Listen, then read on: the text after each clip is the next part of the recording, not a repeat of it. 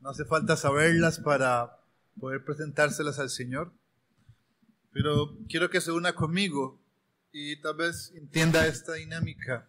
El Señor nos permite experimentar belleza, y cuando la belleza toca nuestras manos la corrompemos. Y la única forma que tenga propósito o sentido para Dios es que se la devolvamos a Él en un culto de adoración, bañado en la sangre de Cristo.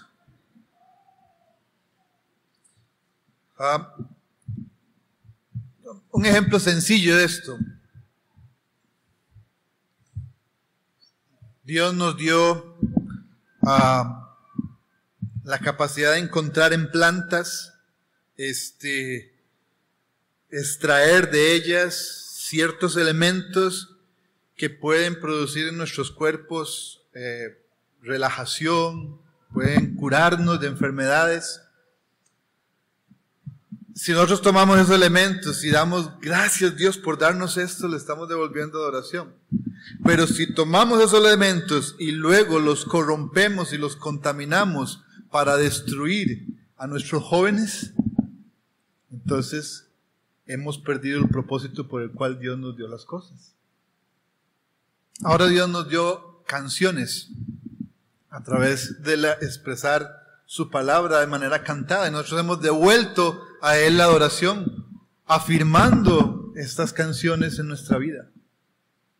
Nosotros le devolvemos a Él la adoración también orando, y es lo que vamos a hacer ahora, a retribuir a la belleza de Dios.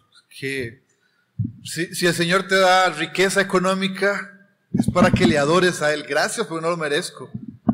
No es para que nos corrompamos.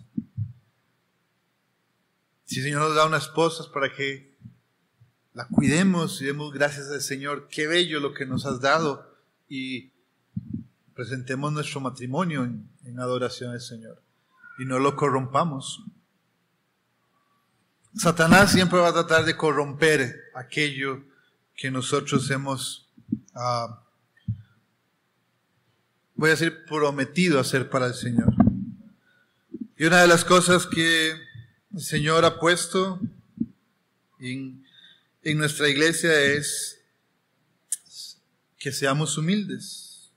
Isaías 66, al humilde y contrito de espíritu y que tiembla ante mi palabra, a ese miraré. Así es que Satanás va a hacer lo imposible para que nosotros no estemos allí. Así que vamos a orar para que el Señor nos dé verdaderamente un corazón humilde, contrito de espíritu y que tiembla ante su palabra. Vamos ahora a abrir la palabra. El Señor nos va a expresar belleza de su palabra. ¿Cómo se la vamos a devolver a Él? ¿Cómo vamos a responder a la palabra que el Señor nos va a dar? Humildemente. Tal vez el Espíritu nos contriste, pero vamos a terminar recordando que somos bienvenidos a la mesa del Señor. Y vamos a orar también porque si estamos en este lugar, no es para que hagamos un club de amigos, sino para que el Evangelio se proclame. Y para que las sillas que están vacías vuelvan a tener personas. Ese fue el objetivo por el que las compramos, no para lucirlas. Y no podemos perder nuestra misión, que es predicar el Evangelio fuera de nuestras cuatro paredes. Así que acompáñenme a estas dos oraciones. Y una tercera, voy a orar por las necesidades generales de cada uno de ustedes, que Dios las conoce. Padre, venimos delante tuyo, Señor, como iglesia, y yo como tu ministro, Señor, representando a tus ovejas que han sido encomendadas a mi vida, Señor, y a este ministerio, Padre.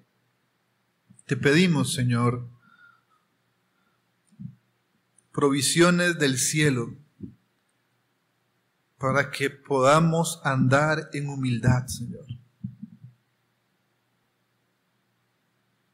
Que cada vez seamos recordados como los cristianos que van rumbo abajo, como Cristo en Filipenses, que desde lo más alto descendió a lo más bajo, se vació completamente, Señor.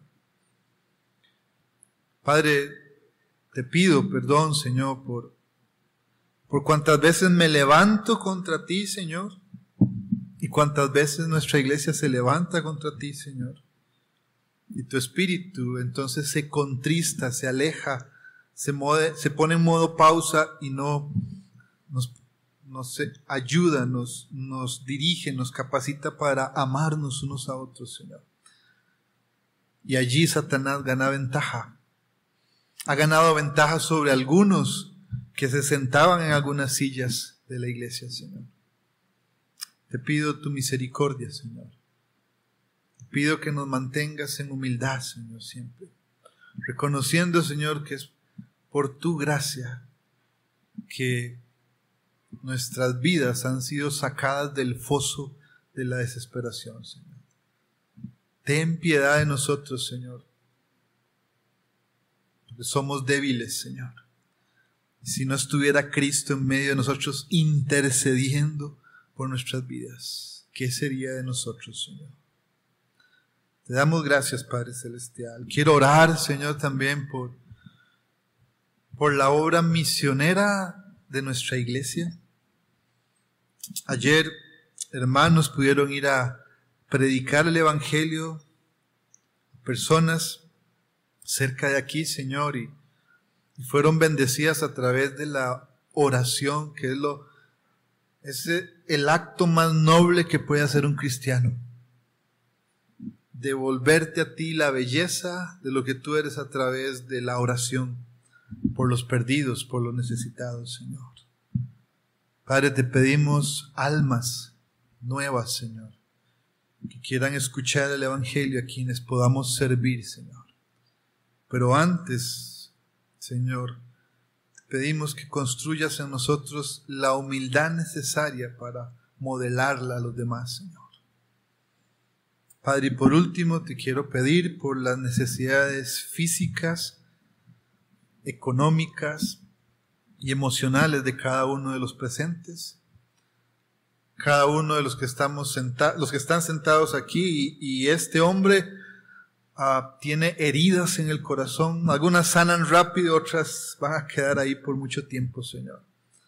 Pero por eso necesitamos nuevamente tu palabra, Señor, que es el bálsamo, Señor, es el aceite, Señor, que sana las heridas. Danos un samaritano, Señor, que acompañe nuestras vidas, Señor, y que ore por nosotros, Padre. Te pedimos tu bendición en el nombre de nuestro Señor Jesús. Amén.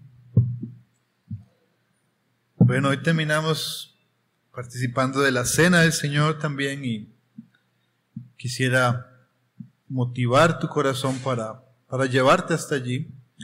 Acompáñame a Mateo.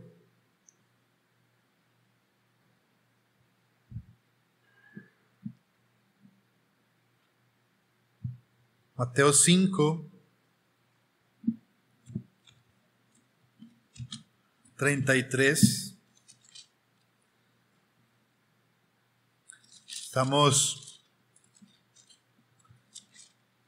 predicando una serie de enseñanzas sobre el Sermón del Monte, y hoy hablaremos de lo que está escrito en el versículo 33 al 37.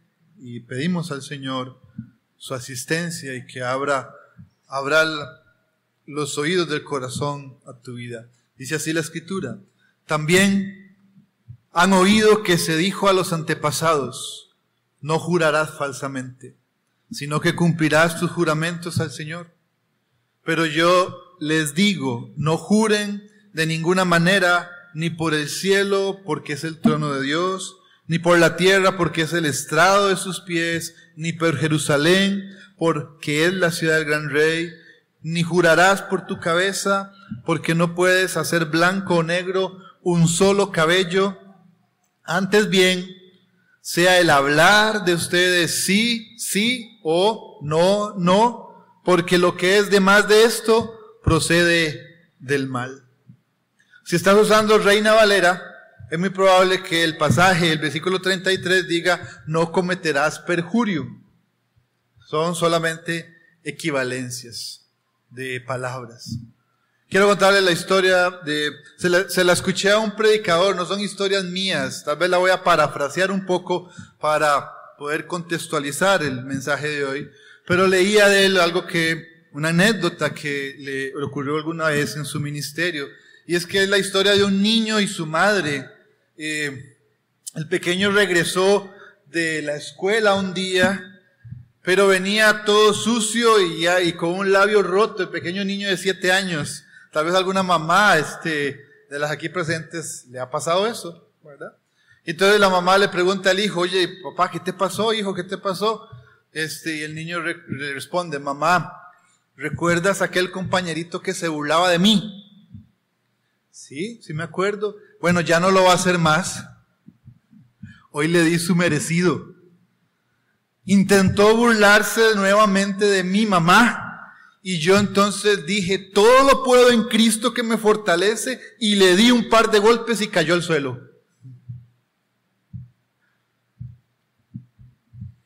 Bueno, aquí está la gran moraleja y la tarea de la mamá, de una mamá que debe estar preocupada por lo que viene por delante en ese niño, ¿verdad?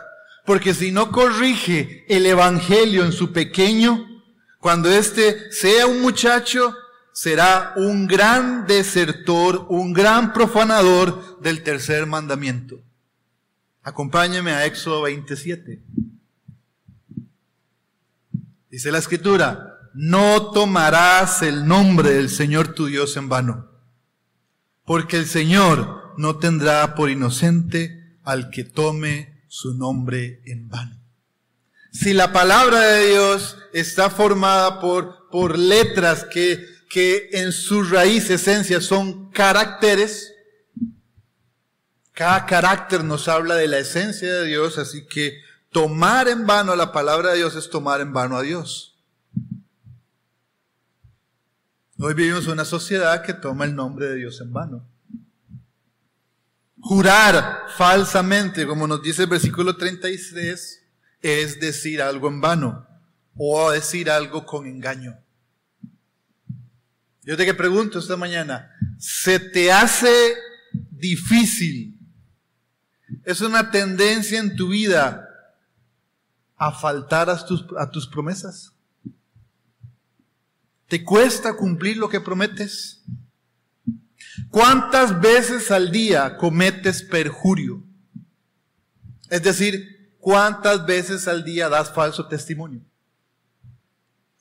¿Cuántas veces dices, lo juro por mi madre?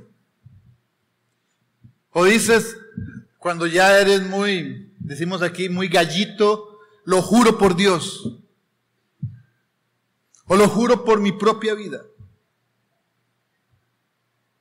Una encuestadora famosa hizo un registro y dice que el ser humano miente en promedio por día de 4 a 200 veces. Digo yo, el que miente 4 veces al día es que pasa dormido todo el día. Los hombres llevan la delantera, mienten más que las mujeres, y que tenemos que felicitarlas un poco.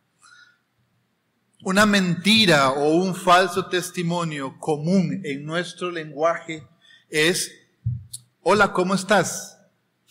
Y tu respuesta es, muy bien. ¿Cuántas veces estamos dando allí un falso testimonio? Porque la realidad es que estamos pidiendo a gritos, alguien me salve porque no estoy bien. Enero es el mes de las promesas que nunca se cumplirán. Prometo tener más intimidad con Dios. Voy a orar más. Voy a congregarme con regularidad, voy a llegar temprano al servicio, voy a participar de las actividades de la iglesia, voy a ofrendar generosamente y cumplir, que no solamente generosa, sino cumplidamente. Y resultan ser promesas cortoplacistas. Son promesas como la neblina. Prometo leer la Biblia de tapa a tapa. Leer la estantería de libros que le he comprado al pastor. Prometo hablar más sobre el Evangelio, salir a predicar al barrio. Voy a hacer una cena o invitar a un cafecito a amigos y voy a llevarles el corazón del cristianismo.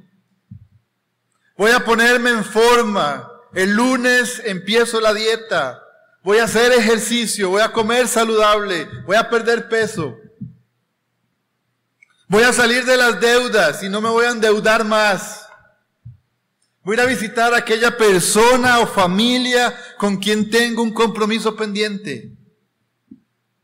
Y la mayoría de todas esas expresiones del lenguaje, porque son las cosas que hablamos cuando nos reunimos y socializamos, terminan siendo falsos testimonios.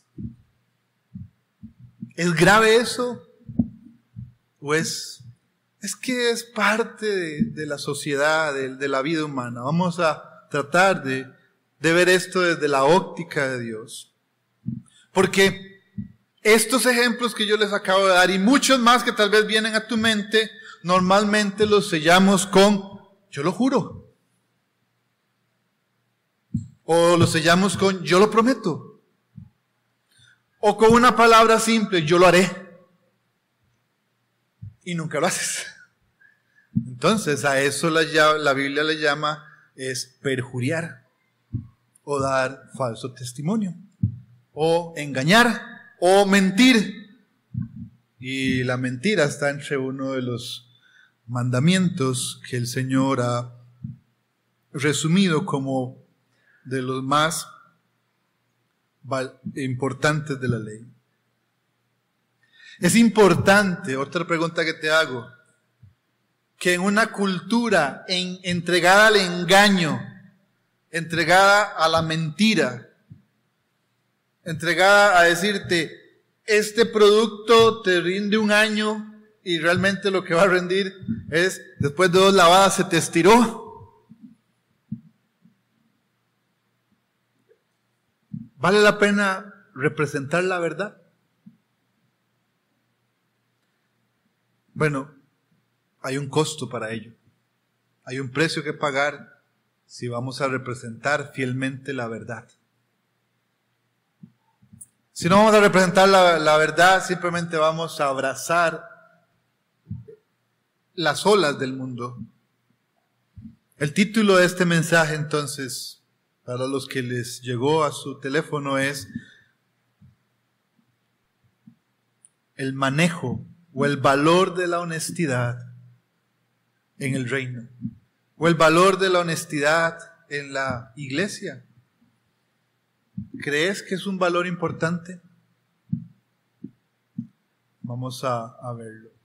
Permíteme antes hacerte un pequeño contexto de lo que hemos venido estudiando en estos pasajes para que te puedas hacer una idea de cómo todo está construido por el autor, que es Espíritu Santo, a través de un escritor que es Mateo, de una manera divina, una manera espiritual que busca en nosotros una reacción. Y es que al escuchar la palabra, nuestro culto de oración vuelva al Señor en arrepentimiento y fe. Estamos en la segunda parte del Sermón del Monte. El Sermón del Monte es una serie de enseñanzas no cronológicas. Podríamos decir que son temáticas y resumen la justicia de Cristo. Resumen de cómo se viste Cristo, cuál es el carácter de Cristo, cómo es una persona íntegra y cómo Cristo modela al perfecto hombre a cual nosotros estamos llamados a seguir. Esta vida es posible, la del Sermón del Monte, para todo aquel que cree en Jesucristo. Algunos sectores de la iglesia dicen, esta vida es posible para vivirla en un milenio donde no hay pecado. Pero si vemos el texto, esto es hoy, este es el hoy. No tendría sentido la iglesia si no tiene este estándar y estas metas y estos principios de crecimiento siendo recordados constantemente en su vida. Todo esto está disponible para aquella persona que cree en Jesucristo como su Salvador.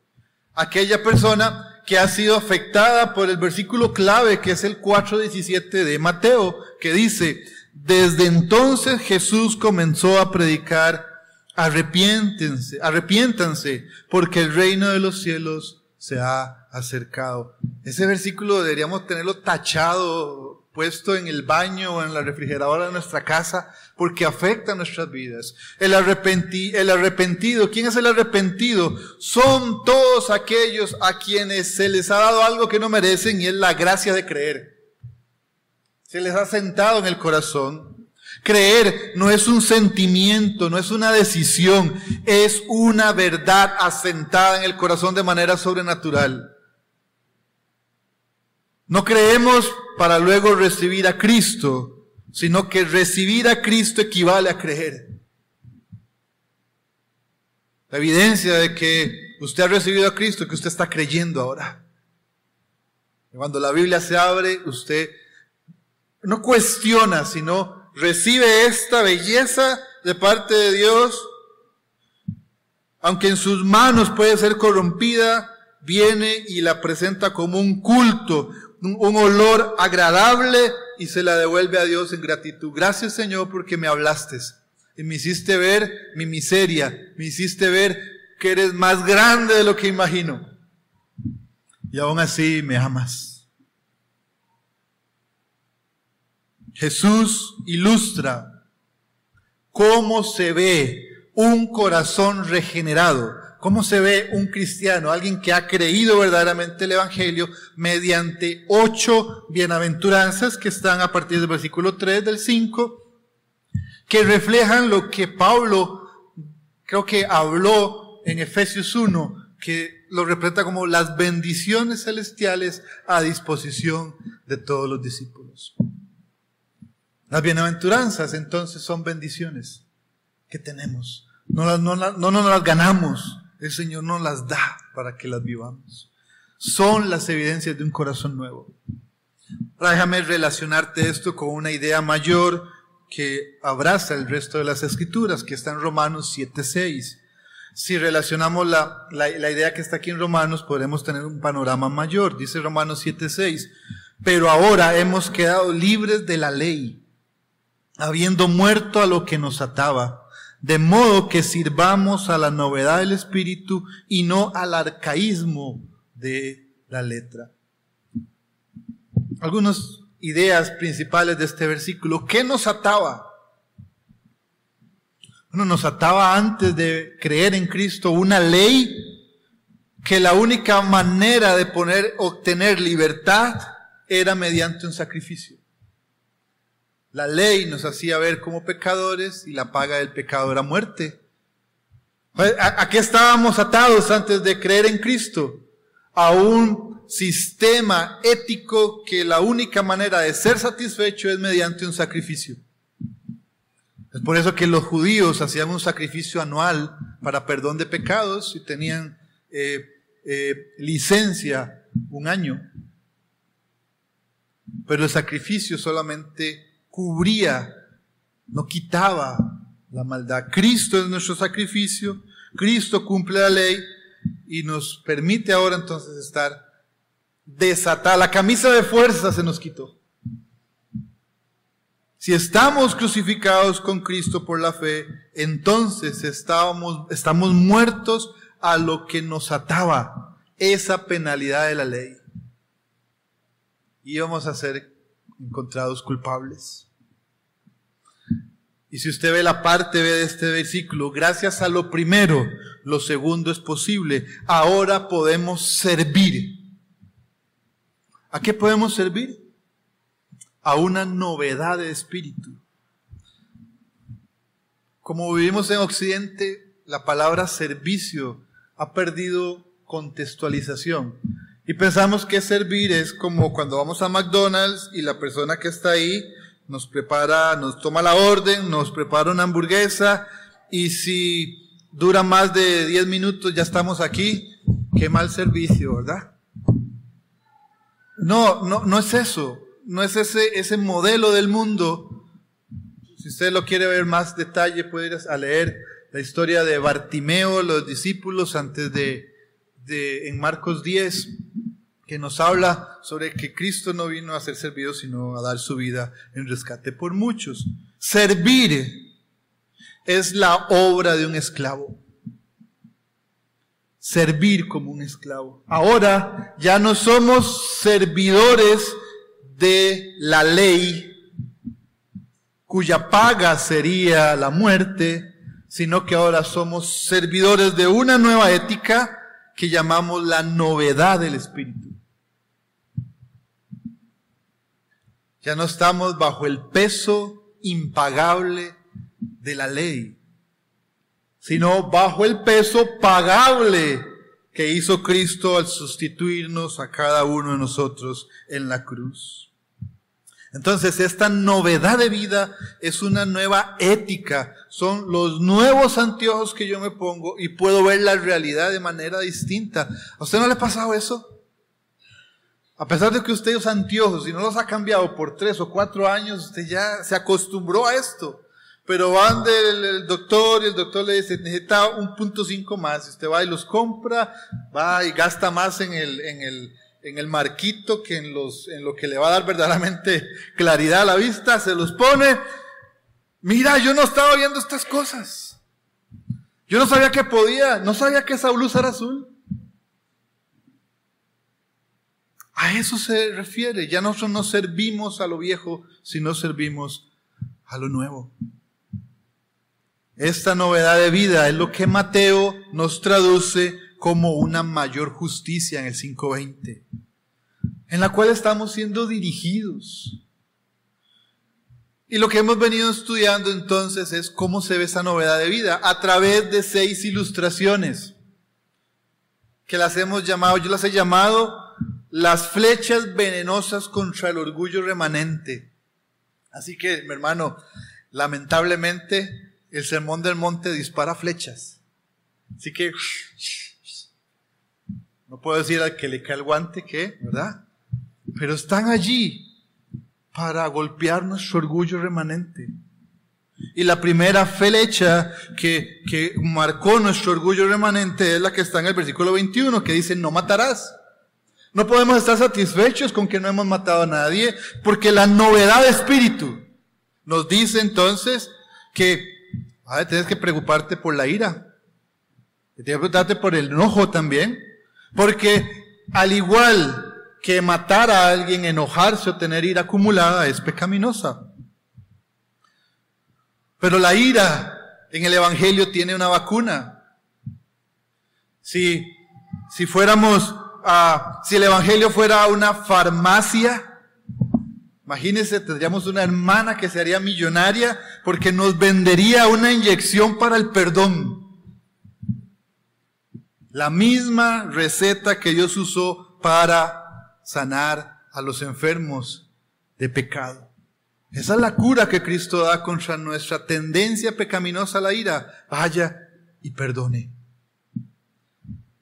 Ese es el dardo venenoso contra el orgullo de nosotros de mantener la ira acumulada y guardada. Perdona. La segunda flecha está en el versículo 27. No adulterarás. Y la novedad de espíritu, la justicia mayor, el hombre íntegro del reino, el que vive en la vida del núcleo de la iglesia, debe entender cuál es el estándar que Cristo nos habla. Y nos dice que el corazón nuevo debe hacer morir todo lo viejo con respecto a la codicia, porque no es simplemente ser infiel externamente, no es simplemente ser fiel externamente. La codicia del corazón debe ser también arrancada de nosotros. Y Jesucristo nos dice, bueno, vivan como si no tuvieran miembros que los inclinan al placer temporal. Algunos tomaron estos pasajes literales, teólogos de la historia, los padres de la iglesia, y se cortaron eunucos, pero no pudieron cortar la codicia del corazón. El reino se ha acercado. Versículo 27 nos dice, en el reino, la iglesia, los hermanos, los que están juntos, no se ven como objetos de disfrute temporal. Y eso es una gran pena en la iglesia. Porque en lugares donde no hay disciplina, se abunda el pecado inmoral dentro de las iglesias. La única satisfacción que se encuentra en el cristiano debe ser la persona y obra de Jesucristo. El número 3, la tercera flecha, está en el versículo 31. ¿Puedes romper el pacto matrimonial por cualquier cosa? Versículo 31. Eso era lo que se entendía en aquel tiempo, y es otra flecha que manda el Señor Jesucristo, porque Él nos dice, no, debes cuidar la pureza del matrimonio. La pureza no se rompe por una infidelidad sexual. La pureza del matrimonio se rompe cuando rompemos el pacto. En el reino debemos cuidar lo santo del matrimonio porque representa cómo Dios, pudiendo repudiar a los escogidos de su corazón idólatra, lo cantábamos ahora, ha tenido piedad. Ha hecho hasta lo impensable como encarnarse, lo impensable como humillarse hasta lo sumo, hasta la muerte, con tal de salvar a esa esposa, la cual representará pura y sin mancha. Entonces, la novedad de la vida, cuida lo sagrado, que es el matrimonio. Mantén puro el concepto del matrimonio. Ahora, es interesante porque si el mundo lee estas tres primeras flechas, no estará muy desacuerdo, porque moralmente el cuidar estas cosas mejora la sociedad. El mundo dirá, sí, tenemos que hacer leyes para no matar. Sí, tenemos que hacer leyes y penalizar al que comete adulterio. Sí, debemos disminuir las tasas de divorcio, porque la familia es esencial y es indispensable para la familia, para la vida. Pero cuando llegamos a este valor que está en el versículo 33, se pierde el hilo. Porque jurar falsamente o engañar o mentir es algo de la vida cotidiana. Es algo con lo que no me siento tan mal. Es algo con lo que puedo vivir sin tener temor de que Dios verdaderamente me llame falto de humildad. Así que vamos a usar la misma dinámica que dice la ley y los profetas, cómo interpreta Cristo la ley y los profetas y las aplicaciones prácticas para nuestra vida. Mateo 5:33 dice, también han oído que se dijo a los antepasados, no jurarás falsamente, sino que cumplirás tus juramentos al Señor. Les repito otra vez, si tu versión es Reina Valera, dirá perjurio, que es equivalente a jurar falsamente. Y me voy a tomar entonces la palabra perjurio para ilustrar un poco mejor el tema. Había un problema con el pueblo de Israel. Y es un problema que debe también estar afectando nuestras vidas, porque no somos muy distintos a ellos. Los rabinos usaban el mandato para su propia conveniencia. Y yo al final de este mensaje esperaría despertar al fariseo en ti, para que nosotros también veamos qué tan frecuente cometemos perjurio y no pasa nada. Somos muy dados a señalar los pecados grandes. Uy, mira lo que hizo fulano, sutano, esto es. Pero el engañarnos unos a otros es tan común en nosotros que lo pasamos por alto. Son lo que yo llamo pecados respetables. No pensamos que a Dios eso le importa. Perjurio. Perjurio es una palabra complicada desde ahora. La mayoría de nosotros no la usamos constantemente. Esta es una palabra como para los abogados y los juicios. Así que lo primero que sentimos con perjurio es, esto está a otro nivel y no sé qué es. Bueno, se lo voy a tratar de leer simplemente. Es un delito.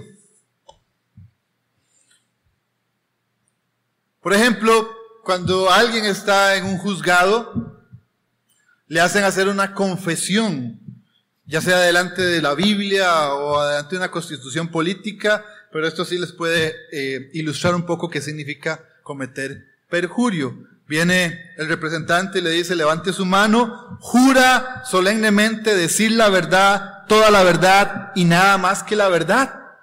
La persona dice, lo juro. Cuando una persona jura decir la verdad y miente, está cometiendo un delito que puede ser penalizado por la parte ofendida. Está cometiendo perjurio.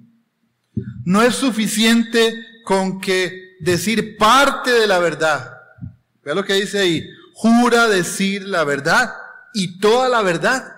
Cuando decimos parte de la verdad, porque estamos escondiendo algo, cometimos perjurio.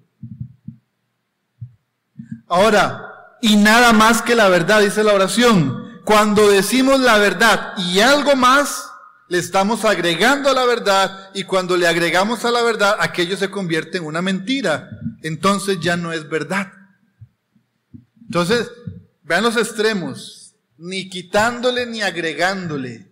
Tenemos que decir la verdad. Cuando no hacemos eso, estamos cometiendo un perjurio. Y por lo tanto, estamos faltando a la verdad. Estamos diciendo con nuestra boca cosas que no corresponden a la realidad. Eso es lo que significa, en términos generales, perjurio. O dar un falso testimonio. O hablar en vano. No corresponder con la verdad. ¿Qué tan frecuente hacemos eso, mis hermanos? Yo creo que lo hacemos tan frecuente, de 4 a 200 veces al día, que ya perdimos la sensibilidad y cicatrizó nuestro corazón. Damos falso testimonio o perjuriamos cuando tenemos temor a las consecuencias. Queremos escapar de las consecuencias inmediatas, como una disciplina, una multa de tránsito, alguien enojado que quiera golpearnos, una vergüenza que nos van a dar a alguien porque hicimos algo incorrecto.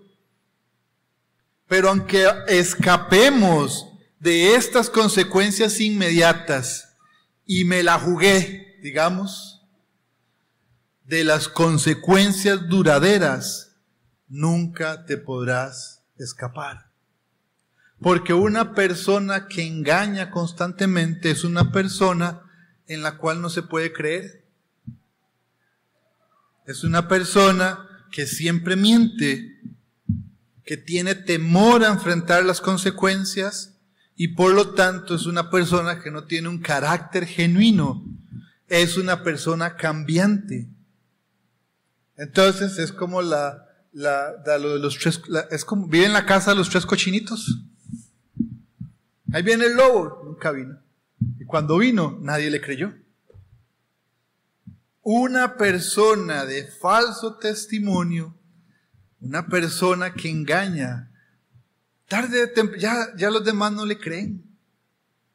¿Cómo logras vivir en una comunidad si te caracterizas por ser una persona irresponsable con tus compromisos? Que juras en vano, que mientes constantemente, que te comprometes y no haces las cosas.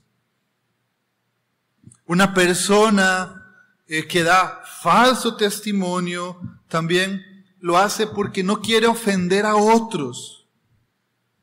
Y estamos dispuestos a mentir con tal de no hacer sentir mal a la otra persona. Ahí estamos cometiendo un perjurio. No estamos siendo honestos con la verdad. Porque muchas veces no le decimos a la persona lo que sentimos para no tener problemas. ahí hay mucho orgullo en el corazón, porque no quiero que piensen mal de mí. Damos falso testimonio para no ser rechazados. ¿Cuántas veces preferimos mentir con tal de no perder una oferta de trabajo, un bono, mentimos para que no me hagan a un lado y me inviten a tal actividad? ¿Cuántas veces damos falso testimonio porque somos egoístas y preferimos mentir que perder aquello que amamos tanto? Idolatrizamos tanto algo que preferimos mentir con tal de no perderlo. Bueno, todas esas cosas entran en la categoría de falso testimonio, de perjuriar. Cada vez que faltamos a la verdad, hemos dicho o cometemos perjurio. Cometemos el pecado de dar falso testimonio. El perjurio parece ser un daño al prójimo, pero la realidad es que es un daño a tu propia identidad. Es un daño a tu integridad. Una persona que constantemente no cumple sus promesas es una persona en la cual no se puede confiar. Así que el mandato lo que transmitía literalmente era: no te mientas a ti mismo. Trata de leerlo con ese sentido. También han oído y se dijo de los antepasados: no te mientas, no se mientan a sí mismos. Porque al final el daño es contra uno mismo. ¿Sabe qué era el punto? El problema era que los rabinos, los líderes religiosos del segundo templo, que fue el tiempo donde Jesucristo ministró y predicó, formularon un sistema de evasiones legales para poder jurar en vano sin ser penalizados por la ley, sin ser acusados de desertores de los mandamientos. Había un código, y hoy sigue vivo el código, se llama Mishnah, y se usaba cuando querían establecer si se podía jurar o no se podía jurar. Alguien contaba esto de un judío de estos tiempos, y era un hombre que tenía muchas deudas y lo llamaba constantemente el banco, así que él ponía al hijo a contestar, y entonces: hijo, cuando me llamen del banco, diles que no estoy en casa. Papá, pero usted está aquí, es mentira. No, yo me voy a encargar de no hacer la mentira. Voy a salir un momento a la calle y usted le dice que no estoy en casa. ¿Está bien? Y así evadió pagar sus deudas. Ese es el punto. Los judíos, los rabinos, tomaron el mandamiento y lo diluyeron de tal manera que entonces no me pueden acusar, ¿verdad? Entonces, no cambie la frase común, ¿verdad? De que dice mi mamá que no está en casa. No la cambie ahora que estoy afuera en la calle, ¿verdad? Pero ese es el punto. Las reglas no fueron diseñadas para evadirlas, como nos dice la sociedad. Las reglas fueron diseñadas para mantenernos en libertad y en pureza. En aquel tiempo no habían abogados, no habían cámaras, no habían audios, no habían sistemas de identificación para demostrar la credibilidad de los hechos. En el tiempo bíblico lo que se empeñaba era la palabra. Así que el jurar era muy valioso. Así que los fariseos leían el mandato: no jurarás en vano, no darás falso testimonio, y lo regularon de tal manera que podían permitir cuando evadir o no evadir el mandamiento. Esto los llevó, mis hermanos, a no estar comprometidos con la honestidad. Eso es lo que está tratando Jesucristo en este tiempo. sino que estaban comprometidos con el engaño. ¿Qué tan diferentes somos hoy en día? Cuando juramos falsamente estamos comprometidos con el engaño, no con la honestidad. Porque la honestidad demanda un precio.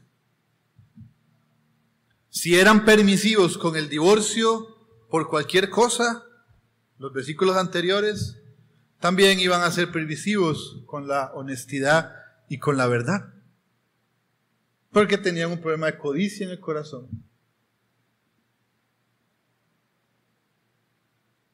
Porque la verdad, como les dije, demanda un precio. A Cristo le costó toda la vida. A sus discípulos les debe costar algo proporcional al sacrificio de Cristo. Pero el sistema religioso de aquel tiempo le permitía a la persona jurar por cualquier cosa que no fuera Dios. Y tal vez usted trae de la vieja religión, de las viejas tradiciones, la enseñanza de que yo lo juro por cualquiera pero menos Dios. No menciona el nombre de Dios. Los judíos también creían eso, lo arcaico de la ley que leímos en Romanos. Y ellos formularon entonces, ni siquiera podemos mencionar el nombre de Dios. Ni siquiera se atrevían a mencionar Yahweh o cualquier otra palabra que se asimilara con Dios, porque eso era tomar el nombre de Dios en vano. Y es una regla de nosotros, en alguna manera. ¿Cuántas veces usted jura por Dios? Pero sí, hace los deditos hacia atrás, ¿verdad?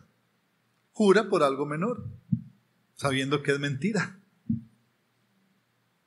Ahora, veamos entonces un texto que nos ayuda a entender el descontento que Jesús tenía por la interpretación religiosa de aquel tiempo. Mateo 23:16.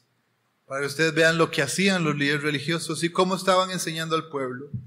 Dice: ay de ustedes, guías de ciegos, porque dicen, no es nada si alguien jura por el templo, pero el que jura por el oro del templo cae contra obligación. Insensatos y ciegos. ¿Por qué? ¿Qué es más importante, el oro o el templo que santificó el oro? También ustedes dicen, no es nada si alguien jura por el altar, pero el que jura por la ofrenda que está sobre él contrae obligación. Ciegos, porque es más importante la ofrenda o el altar que santifica la ofrenda. Por eso, el que jura por el altar, jura por él, y por él y por todo lo que está sobre él. Y el que jura por el templo, jura por él y por aquel en el que él habita. Y el que jura por el cielo, jura por el trono de Dios y por aquel que está sentado en él. Así que Jesucristo condena la práctica de los falsos juramentos que habían establecido los líderes religiosos en aquel tiempo, y dice, su sistema de interpretación es engañoso. No corresponde a mi justicia, no corresponde a lo que yo le enseñé a Moisés. Ciegos, insensatos, que manipulan la palabra de Dios para su provecho. Todo juramento al final se hace por Dios, que es superior a todo. Mira algunos juramentos comunes en nuestras iglesias. Y bueno, y en esta iglesia. Señor, me consagro a ti. Señor, te entrego todo lo que soy. Lo cantamos a veces, más si las canciones son muy emotivas. Señor, haré lo que tú quieras. Señor, te doy todo lo que tengo. Señor, le guardaré el respeto a mis autoridades. Señor, honraré, me sujetaré a nuestros pastores. Señor, seré fiel a esta iglesia. Señor, el bienestar de mi hermano está por encima del mío. Señor, guardaré los secretos que me han confesado y confiado otros. Señor, el próximo domingo estaré temprano en la iglesia. Señor, soportaré a mis hermanos como tú lo has hecho conmigo.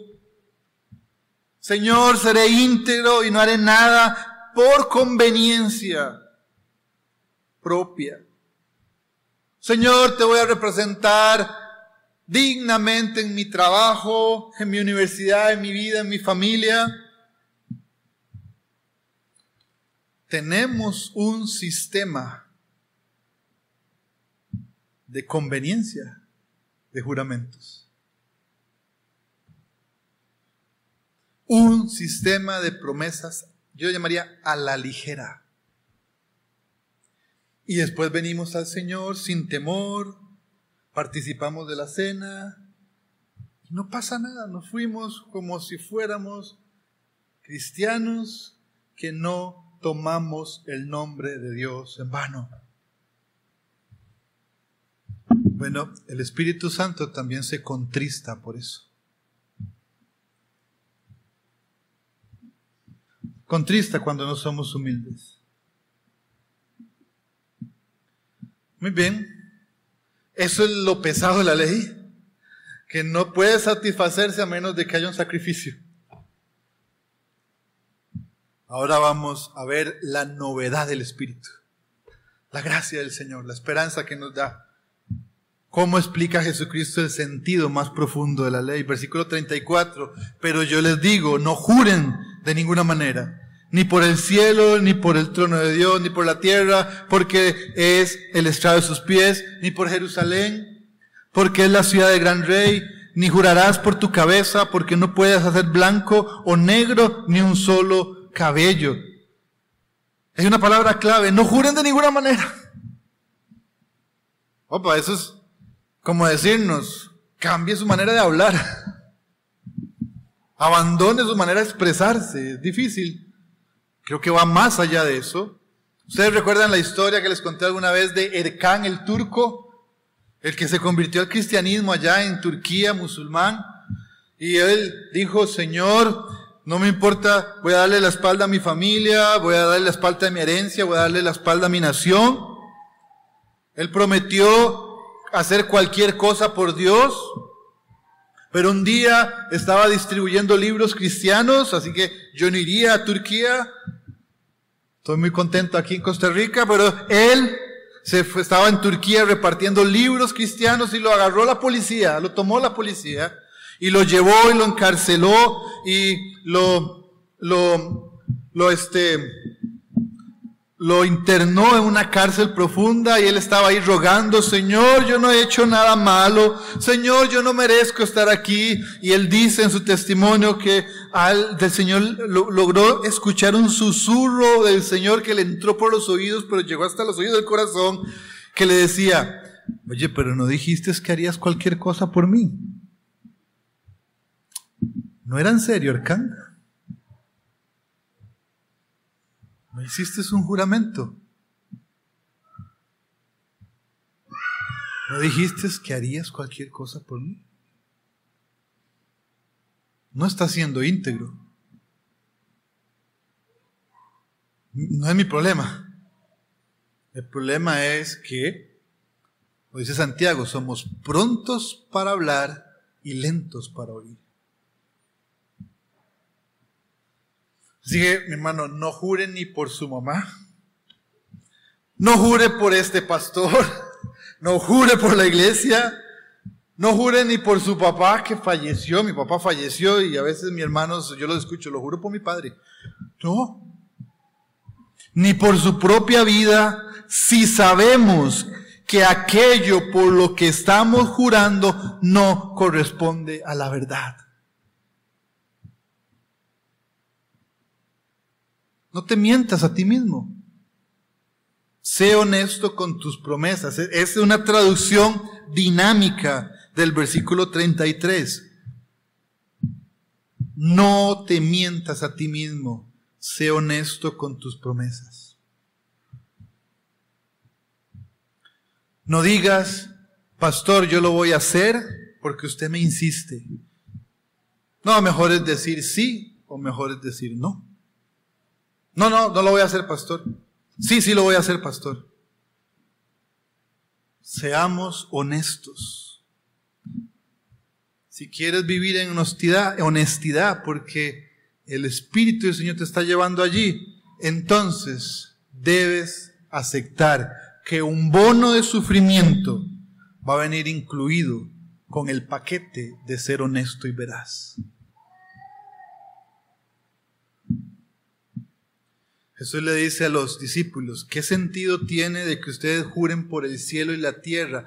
¿No han leído el Antiguo Testamento? Dice Isaías que es mi trono y que la tierra es el estrado de mis pies. Están jurando por mí mismo. ¿Qué sentido es que juren por Jerusalén? No soy yo el rey de Jerusalén, están jurando por mí mismo.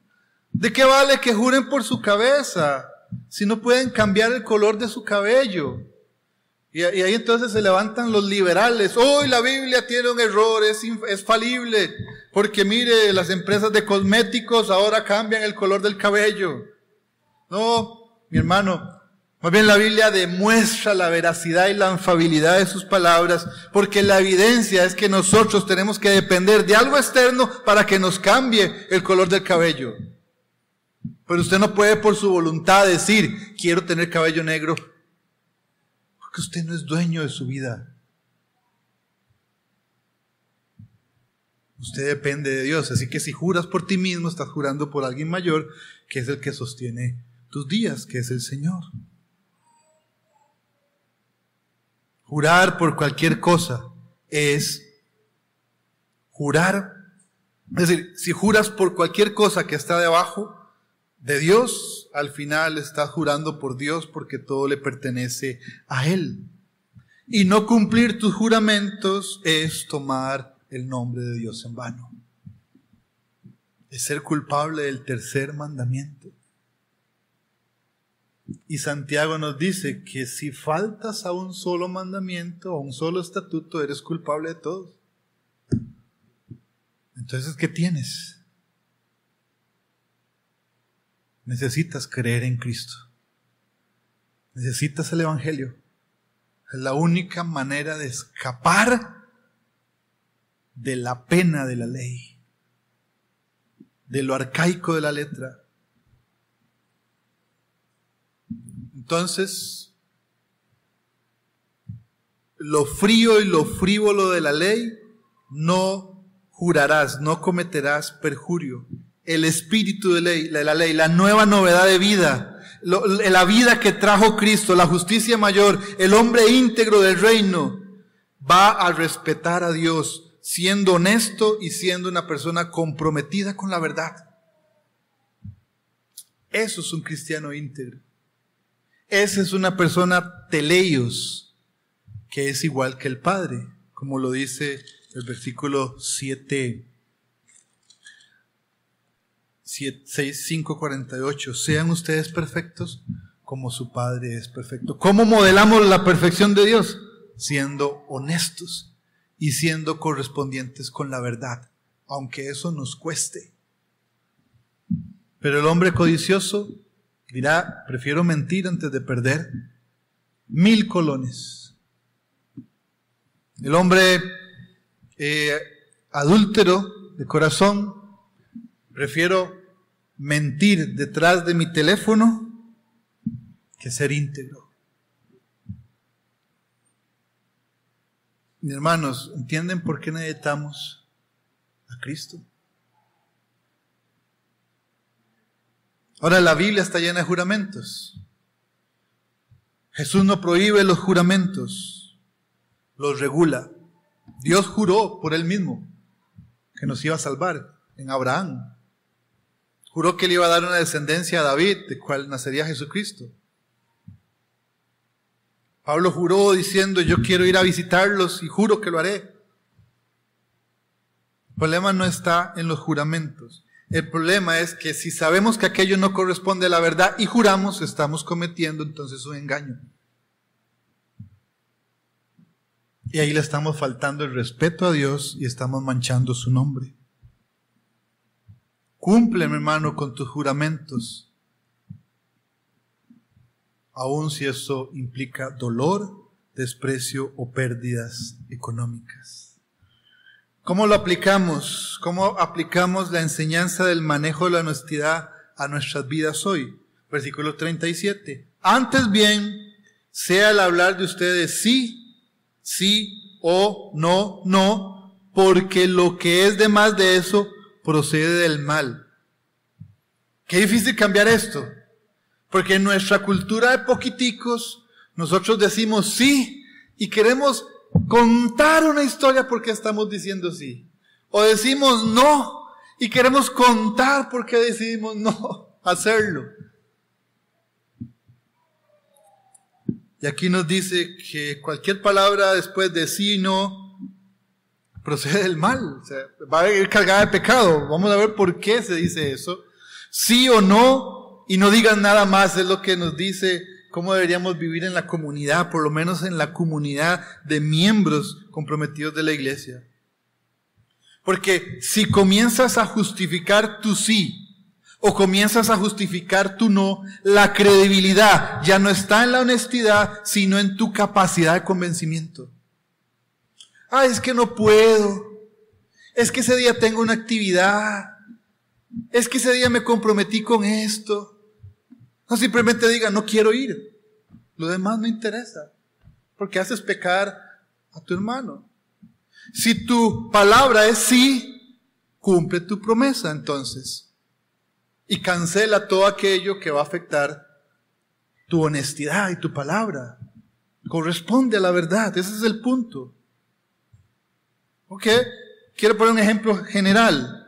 Vamos a hacer una actividad de mujeres. Vamos a juntarlas el otro mes en la iglesia. Vamos a animarlas y vamos a invitarlas a todas. ¿Quieren ayudar? Simplemente digan sí o no. Ese es el punto. Mira, no sé. Voy a orar. Voy a pensarlo. Voy a ver mi agenda. Es que no sé si tengo una actividad. Es que tengo que pedirle permiso a mi marido. Te aviso en estos días. Y el pastor o el líder que está en esa actividad tiene que empezar a convencerte de que eso es bueno. Cuando lo más importante es la honestidad. Y un cristiano ha dicho, usaré mis dones para la iglesia. Pastor, cuente conmigo, porque si esto avanza el reino de los cielos, avanza el evangelio, yo pido permiso en mi trabajo, yo acomodo mi día, yo ajusto mi calendario, porque yo le he dicho sí al Señor, cueste lo que cueste, y debo responder a la verdad de que yo voy a congregarme, yo voy a servir a la iglesia a cualquier costo. Sé honesto y honesta con tus juramentos. Pero hay un patrón pecaminoso en las iglesias. Y en esta iglesia es que queremos servir a la iglesia, pero bajo nuestras condiciones. Y tenemos que estar convenciendo a la gente, venga, lo estamos esperando. ¿Por qué no llegaste si te comprometiste? Y convenciéndolas de que servir al Señor es más importante que cualquier otra actividad humana. Entonces, no te mientas a ti mismo. Ahora, si se te punchó una llanta, si tienes COVID, o estás en un asunto de fuerza mayor, entendemos. Pero la mayoría de nuestras ausencias al compromiso de la iglesia es porque tenemos que hacer cosas triviales. Y hemos jurado ser el cuerpo de Cristo. Y eso demanda un precio. Nuestros juramentos siempre están afectados, acuérdense, la belleza de la palabra de Dios, la justicia de Cristo, es afectada por una realidad cuando llega a nuestras manos. Todo hombre, toda mujer es mentiroso. Pero ¿sabes cuál es el beneficio de esto? Y la riqueza de esto. Que la honestidad, sí, te hace pagar un precio, pero te junta al final de cuentas con solamente aquellos que van a ser verdaderamente tus amigos y hermanos en Cristo. Las personas que aman ser honestas, que aman vivir para Cristo, van a querer siempre reunirse con otros que hacen estas cosas. Y estas personas te van a conocer tal cual eres. Eres mentiroso, eres mentirosa. Pero ellos afirmarán el evangelio en tus vidas. Te animarán en momentos críticos. Porque para ellos amarte es sí o amarte es no. No es condicional como el de Cristo. Hablaba con un hermano de la iglesia, me recordaba esto. Pastor, me recuerda aquello que dijiste una vez, yo ni me acuerdo cuánto. Si ven algo bueno de mí, ese fue Cristo. Todo lo malo que ven de mí, ese soy yo. Pero los que son honestos pueden vivir con alguien así. Y yo le decía, bueno, agrégale a esa oración que de alguien la copié, de alguien la escuché, la parafraseé. Agrégale al final, y cuando te veo a ti, esa no es la mejor versión tuya. Y me animas a cambiar.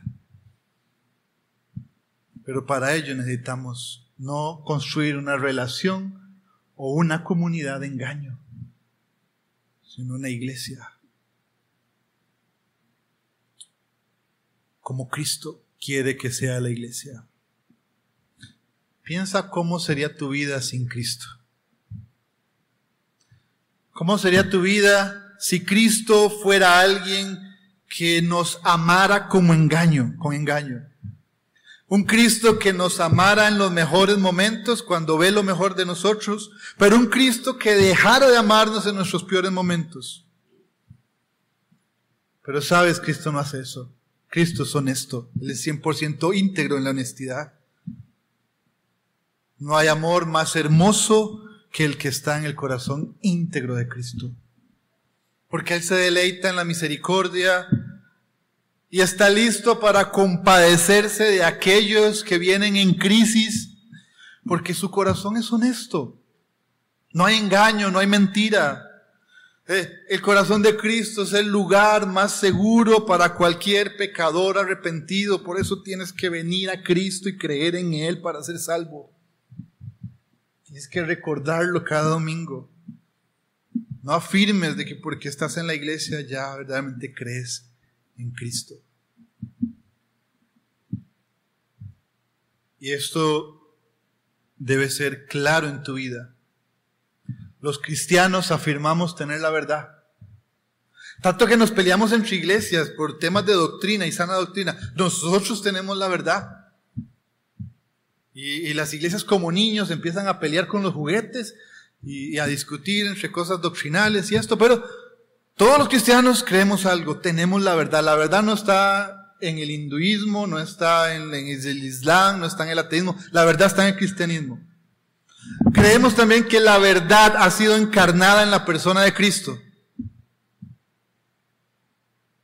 Creemos también que somos la luz. Hombres y mujeres son la luz y la sal de este mundo. Está en el contexto del Sermón del Monte. Por lo tanto, el resultado de estar en el reino debería no ser nada inferior a que nuestras conversaciones correspondan a la verdad y nada más que la verdad. Esa es una señal de cristianismo genuino.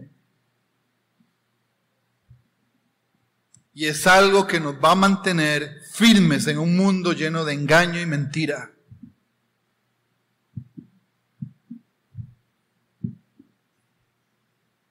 El mandato nos fue dado para apuntar a la verdad y no al engaño. Así que el juntarse con tramposos y engañadores le traerá ruina a cualquiera. Si no, lea Salmo 1. Vamos a comer y participar de la cena en unos minutos. Pero quiero contarte una historia que ilustra, una parábola media fabricada por mí, pero espero que la entienda hasta el niño más pequeño que está con nosotros. Había un reino y tenía una hija hermosa. A sus ojos era hermosa. Y llegó la edad de casarla, y como era un rey, entonces él convocó a 6 príncipes de los reinos cercanos y los llamó: mi hija, quiero casar a mi hija con alguno de ustedes, así que voy a hacerles una prueba. Quiero darles una pequeña semilla y vayan, siémbrenla en una maceta y a los 6 meses la van a traer de vuelta y el que traiga el mejor resultado en la maceta va a ser quien se case con mi hija. Eso me va a demostrar verdaderamente el cuidado, la pasión, el amor que tienen por mi hija, ¿verdad? Entonces, uno de los 6 nobles, de los 6 príncipes, no le creció la semillita. Era pura tierra. Pero el rey hizo un juramento: el que no viene le corto la cabeza, porque es deshonrarme. Así que los 6 tenían que ir. Y cuando llegaron y se pusieron frente al rey en el palacio, cada uno llevaba sus macetas con hermosas plantas, flores de colores, y estaba el príncipe con la maceta solo tierra. Y los otros 5 se mufaban de él. ¡Ay, qué viniste a hacer! ¡Qué vergüenza! Te va a matar el rey. ¿Cómo crees que el rey te va a dar a su hija? Así que el rey pasó, miró a cada una de ellas y hizo su decreto, su declaración: mi hija se va a casar con el príncipe que trajo la maceta sin ninguna planta. Y los otros 5 se enojaron. ¿Cómo es posible? Nosotros hicimos un sacrificio. Hicimos lo mejor. Y el rey les dijo: a los 6 les di una semilla infértil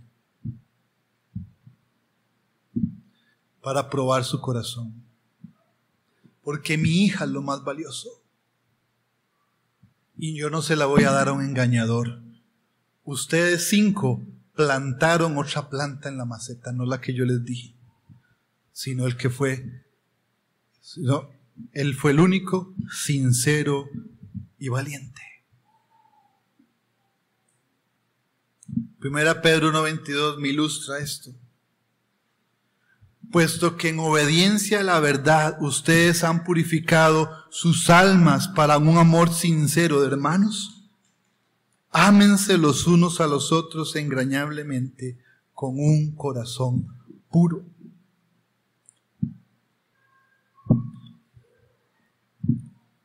Si verdaderamente ustedes han creído en Cristo, han purificado su alma para amar sinceramente ¿a quién? A su hermano. Nuestras conversaciones de hermanos deben apuntar siempre a la verdad,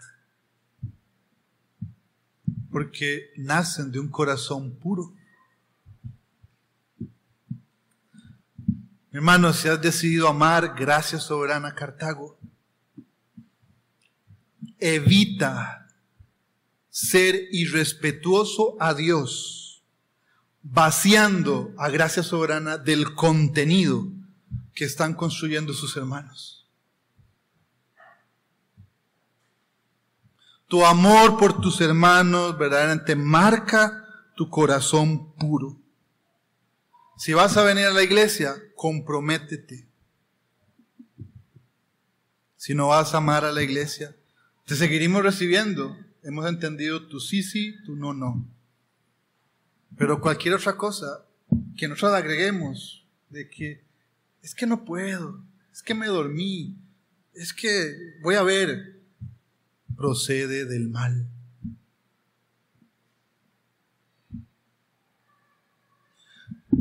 Una iglesia se puede representar en 3 circulitos concéntricos, un circulito, uno más grande y otro más grande. En el primer circulito está el núcleo de la iglesia. En el segundo círculo están la periferia de la iglesia, y en el tercer círculo están los incrédulos que vienen a la iglesia. Se espera que los que están en el núcleo estén comprometidos y estén atrayendo a los que están en la periferia. Los que están en la periferia son inconstantes, su vida de devoción al Señor es inconstante, y más bien están siendo atraídos por los incrédulos, y siempre hay algo mejor que hacer que venir a recibir la belleza del Señor y responder en un culto de adoración y devolvérsela a Él. Y lo único que separa al segundo círculo del primero es una palabra que significa comprometidos. Si estás comprometido con la verdad, entonces amarás la verdad por encima de cualquier cosa. No jurarás en vano. Pongamos esto en práctica. Pongamos en práctica que estamos comprometidos con la verdad en la cena del Señor. ¿Qué es la cena del Señor, mi hermano? Es una confirmación de que estamos unidos en Cristo. Es un momento de gran solemnidad para la iglesia. Voy a poner varios ejemplos. Primer ejemplo, ¿qué pasa si vienes a la cena y no te has bautizado?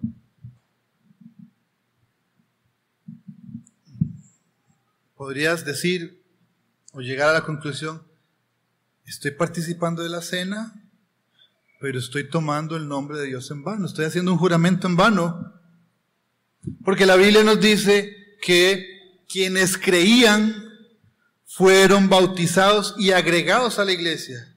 Creer, ser bautizado y agregado a la iglesia. Esto no es un juego de legos, donde yo acomodo las cosas al revés. Hechos 2:41. Y los que recibieron la palabra, o sea, recibir no es pasar al frente, recibir es creer, fueron bautizados y se añadieron. ¿A dónde se añadieron? A la iglesia. Entonces, si no te has bautizado, reconsidera eso antes de participar en la cena del Señor. Arregla los pendientes. La cena del Señor afirma que somos parte del cuerpo. Es un momento para los que han creído en Cristo, y si la tomamos sin bautizarnos, estamos dando un falso testimonio de que hemos sido unidos a Cristo en el bautismo, porque no hay bautismo, y Romanos 6 nos dice que en el bautismo, cuando nos sumergemos y salimos, somos confirmados públicamente en Cristo. Entonces, cuídate de dar falso testimonio en esa parte, ¿verdad? Número 2, presentarte a la cena en pecado no arrepentido. ¿Qué es un pecado no arrepentido? Sabes que estás pecando, otros que están a tu alrededor saben que están pecando y estás resistiendo el llamado de la predicación, de la palabra y de las voces del Espíritu Santo que te contristan, diciéndote estás en un pecado no arrepentido, y te acomodas y te amoldas y guardas los trapos sucios en la casa.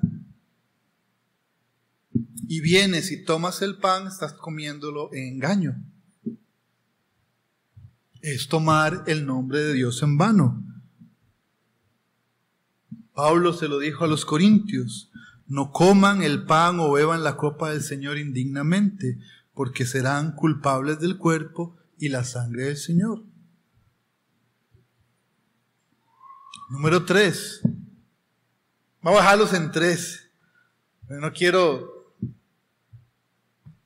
volver a guardar, pero no estoy buscando señalarte, estoy buscando arrepentimiento en tu corazón. Si sabes que no eres cristiano,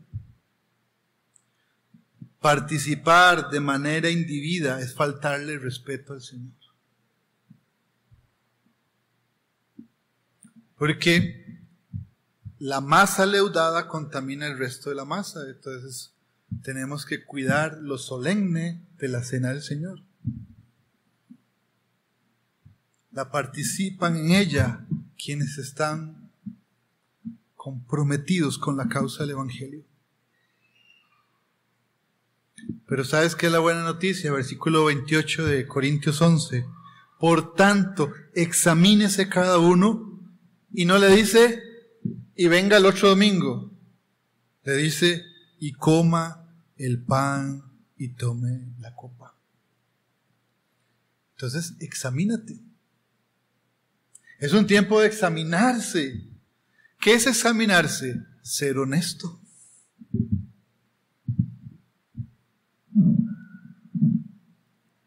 Es decirle la verdad a Dios primeramente, aunque duela en un momento. Pero si no practicamos esto, estamos construyendo una iglesia sobre la arena, y cuando vengan problemas, no hay nadie sujeto a Cristo y todos nos volveremos a ver la cara y nos empezamos a disparar, mintiéndonos unos a otros, porque hemos construido una iglesia en engaño y no un temor reverente. Así que este domingo es distinto para todos. Si sabes que te has mentido a ti mismo y no has cumplido tus promesas de cristiano que has hecho al Señor, entonces examínate, arrepiéntete y ven y recibe el beneficio de que la mesa del Señor está disponible para ti. Si no te has bautizado, búscame. Alguna casa debe tener una tina. Hay que ser como el eunuco. ¿Qué me impide dar ese paso? Y si estás en un pecado que sabes que es pecado, que otros saben que es pecado, arrepiéntete. Ven, participa de la gracia del Señor, pero no te burles de Él, no le faltes el respeto. Ve y vuelve y arregle lo pendiente. ¿Pasamos? Pueden pasar, oren y celebremos esto como una muestra de gratitud al Señor.